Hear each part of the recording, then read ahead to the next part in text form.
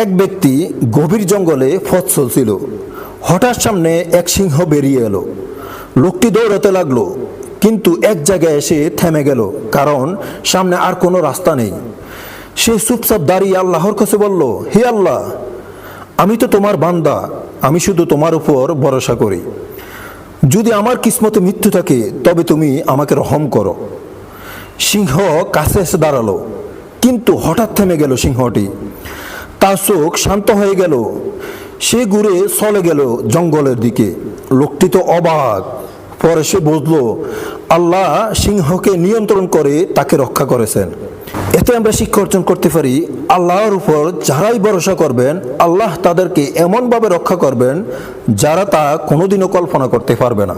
হাবিল ও কাবিল হযরত আদম আলাইহিসসালামের দুই সন্তান।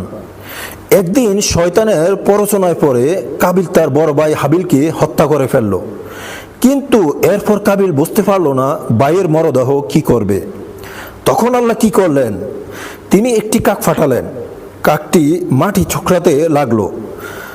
এরপর একটি মরা কাককে ফাঁকা দিয়ে ডেকে দিল, যেন কবর দিচ্ছে।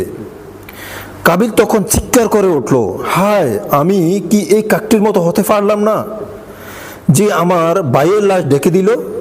সূরা আল মাইদা আয়াত ৩১। এতে আমরা শিক্ষা অর্জন করতে পারি, একটি কাকও মানুষকে শিক্ষা দিতে পারে। আল্লাহর সৃষ্টি ছোট হোক আর বড় হোক, সব কিছুর মাঝে শিক্ষা আছে। রাসূল সাল্লাল্লাহু আলাইহি সাল্লাম একজন মহিলার কথা বলেন, যে সবসময় নামাজ পড়তো, রোজা রাখতো, কিন্তু একটি বিড়ালের প্রতি নিষ্ঠুরতায় তাকে জাহান্নামে নিয়ে গেল। সেই নারী একটি বিড়ালকে আটকে রেখেছিল, না তাকে খাবার দিত, না তাকে ছেড়ে দিত বাইরে যেতে, যাতে সে লতাপাতা খেয়ে বেঁচে থাকতে পারে। অবশেষে সেই বিড়ালটি ক্ষুধায় মারা গেল।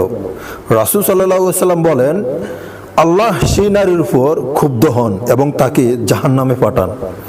এতে আমরা শিক্ষা অর্জন করতে পারি, একটি প্রাণীর প্রতি জুলুমও আল্লাহ ক্ষমা করেন না, যদি বান্দা তা তওবা না করেন। ছোট একটি প্রাণীকে কষ্ট দিলেও আল্লাহ কিয়ামতের দিন সেটার জন্য প্রশ্ন করবেন। নূর ভাবনা, ইসলামের পথে আলোর দিশারি।